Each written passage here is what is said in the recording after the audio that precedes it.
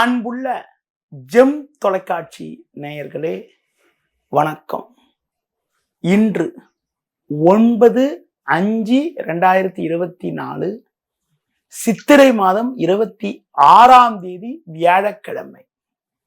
பிரதமி திதி காலை 6:21 வரை, பின்பு துதிகை. கிருத்திகை நட்சத்திரம் பகல் 11:55 வரை, பின்பு ரோகிணி நட்சத்திரம். நாள் முழுவதும் மரண யோகம், சந்திர தரிசனம். சுப முயற்சிகளை தள்ளி வைப்பது நல்லது. ராகு காலம் மதியம் 1:30 முதல் 3 மணி வரை. யமகண்டம் காலை 6 மணி முதல் 7:30 வரை.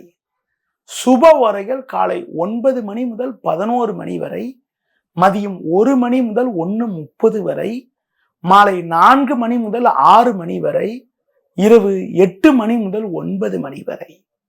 இனி இன்றைய கிரக நிலை. மேஷ ராசியில் சூரியன் சுக்கிரன், ரிஷப ராசியில் குரு சந்திரன், கன்னி ராசியில் கேது, கும்ப ராசியில் சனி, மீன ராசியில் புதன் செவ்வாய் ராகு. இனி இன்றைய ராசி பலன். மேஷ ராசி நேயர்களே, சுக்கிரன் ஜென்ம ராசியிலும் தனஸ்தானமான 2ஆம் வீட்டில் குரு சந்திரன் சஞ்சரிப்பதால் குடும்பத்தில் ஒரு பலமான பலன்கள் ஏற்படும்.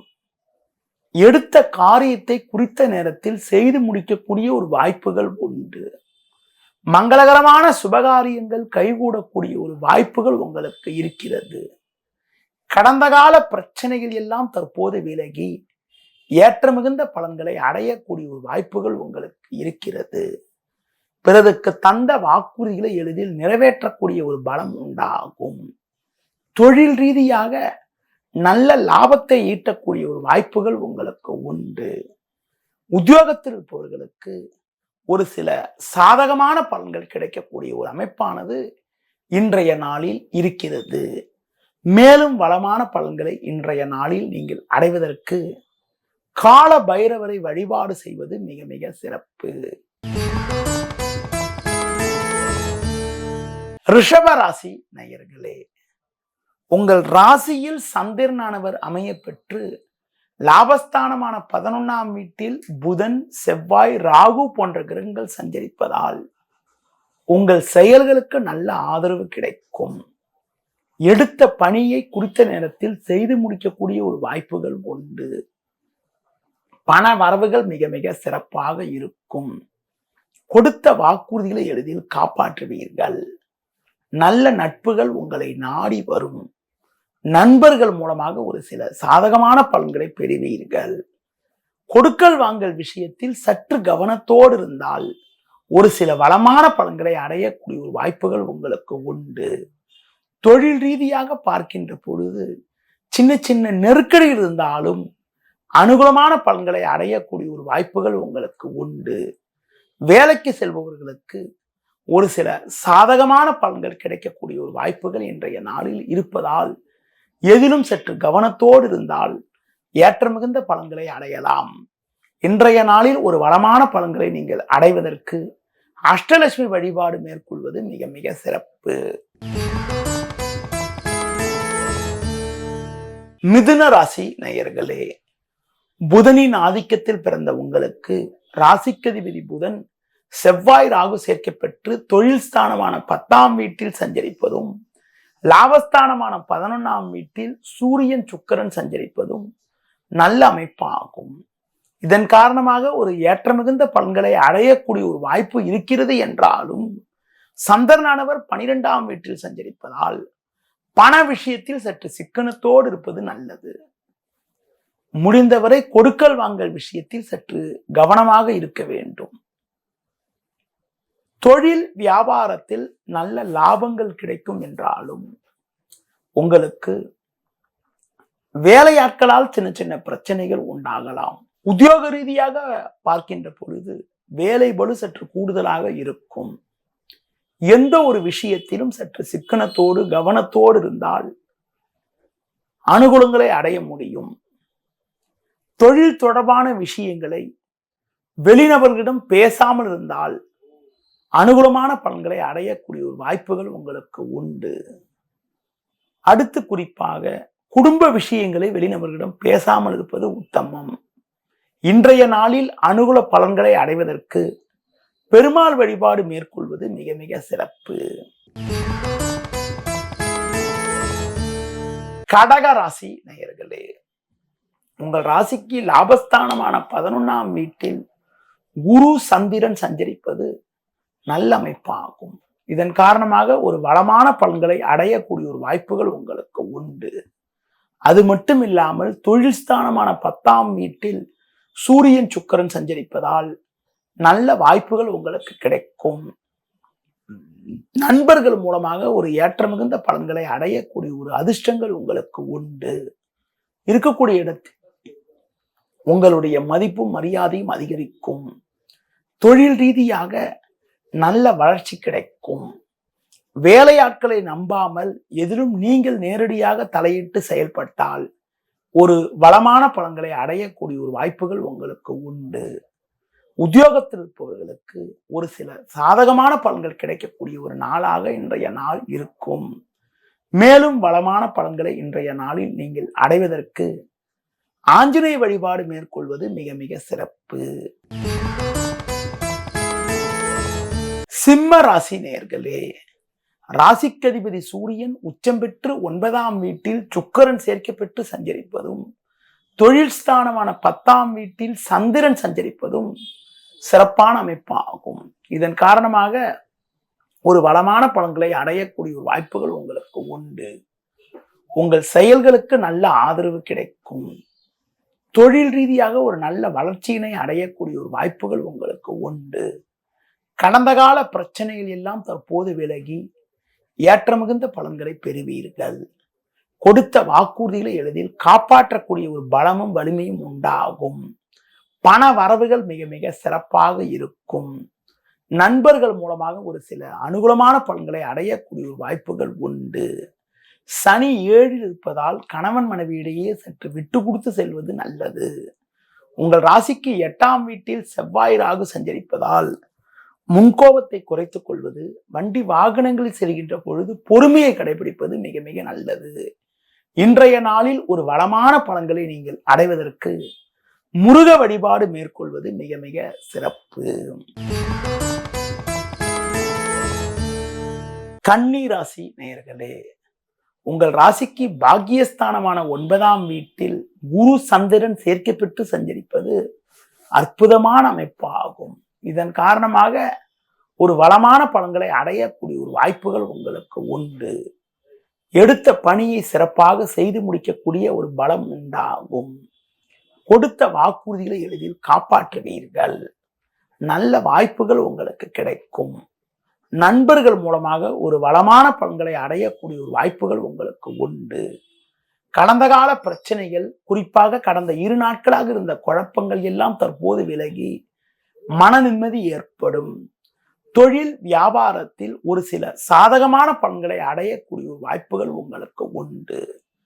குறிப்பாக உங்களுக்கு பார்த்தோமானால் கடந்த 2 நாட்களாக இருந்த மன நிம்மதியற்ற நிலையெல்லாம் தற்போது விலகி அனுகூலமான பலன்களை அடையக்கூடிய ஒரு வாய்ப்புகள் இன்றைய நாளில் உங்களுக்கு இருக்கிறது.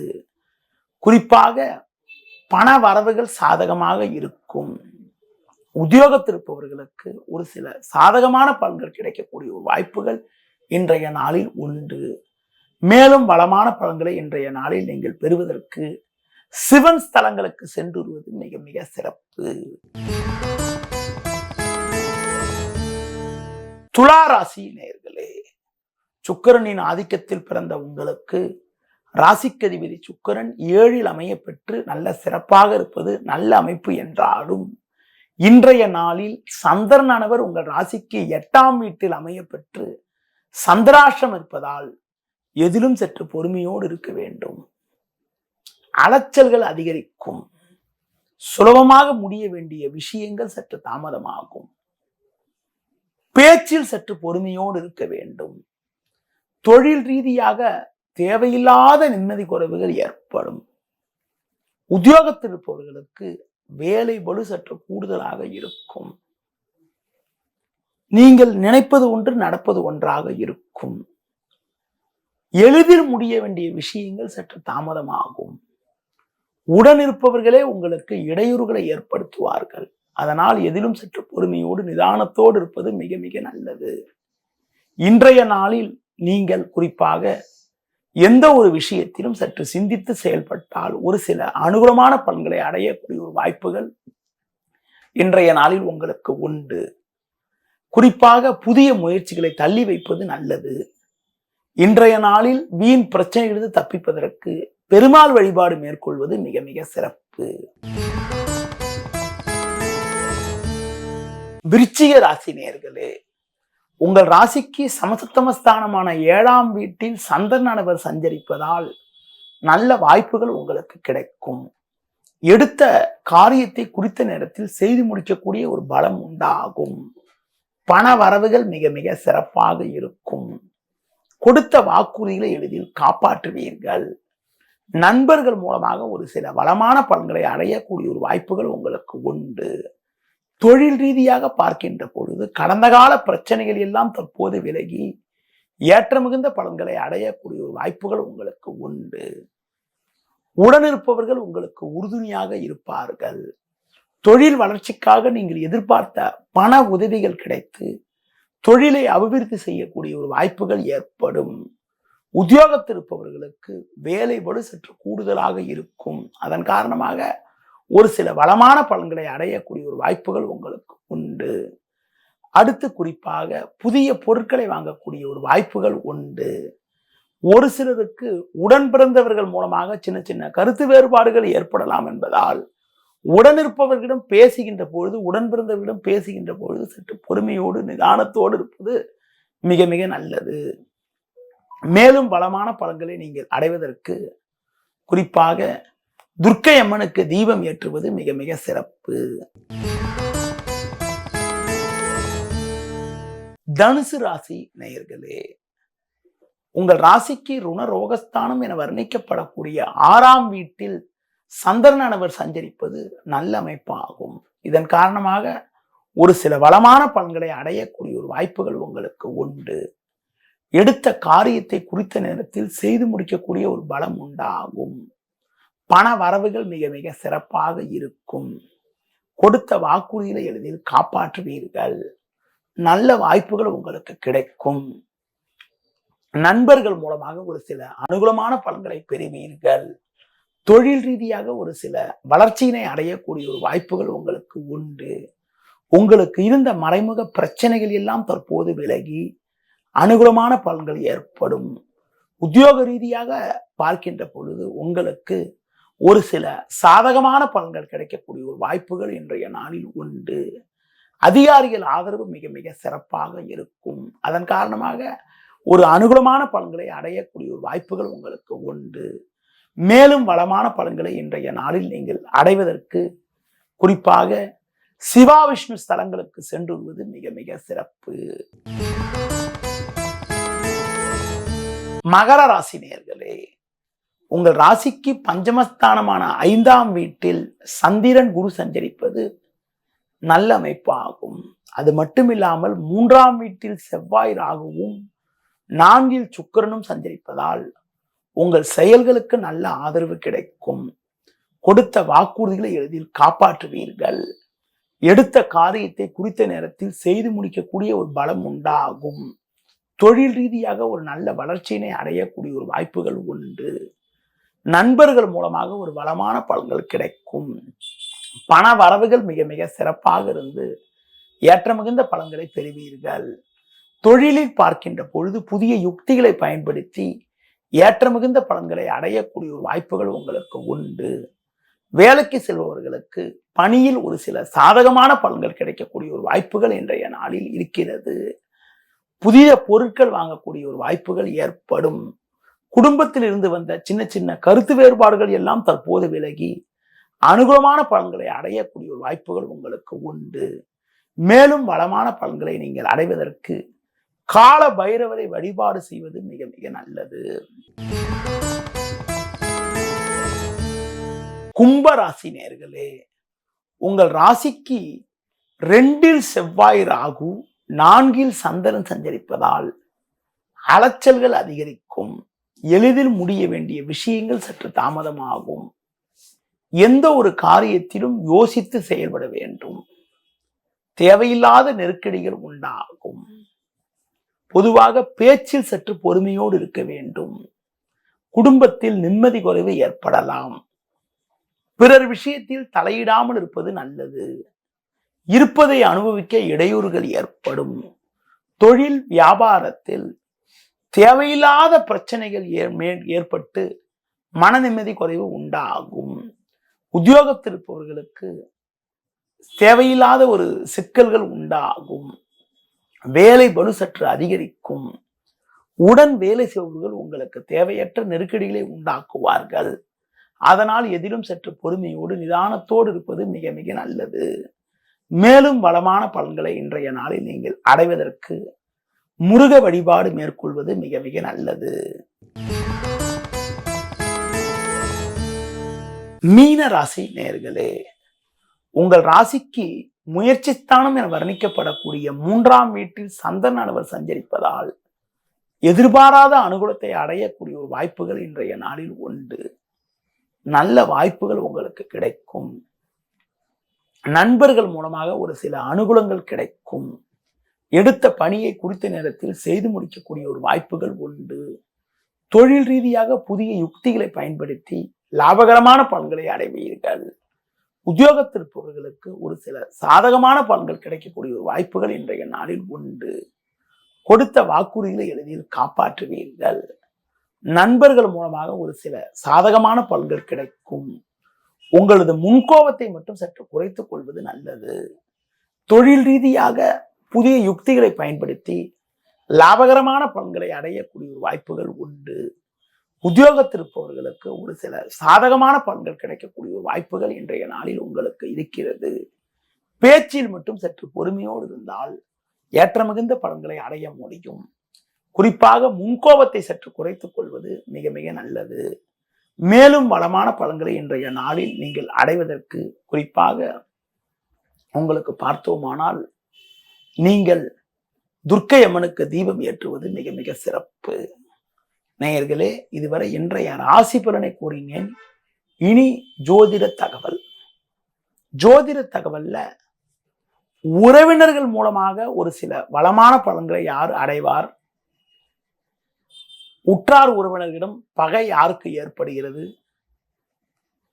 என்பதனை பற்றி ஒரு சில தகவல்களை உங்களிடம் கூற உள்ளேன். குடும்ப உறுப்பினர்கள்கிட்ட சிலர்கிட்ட பார்த்தீங்கன்னா தேவையில்லாத பிரச்சனைகள், தேவையில்லாத கருத்து வேறுபாடுகள்லாம் ஒரு சிலருக்கு ஏற்படும். ஒரு சிலருக்கு ரொம்ப அன்பா நடந்துப்பாங்க, ரொம்ப சுமூகமா நடந்துப்பாங்க. அதனை பற்றி தான் இன்னைக்கு உங்ககிட்ட பேச போறேன். ஒரு ஜாதகத்துலங்க குறிப்பாக இந்த பையன் பிறந்த பிறகுதான் எங்க வீட்டுல நிறைய சுபிச்சம் ஏற்பட்டுச்சு.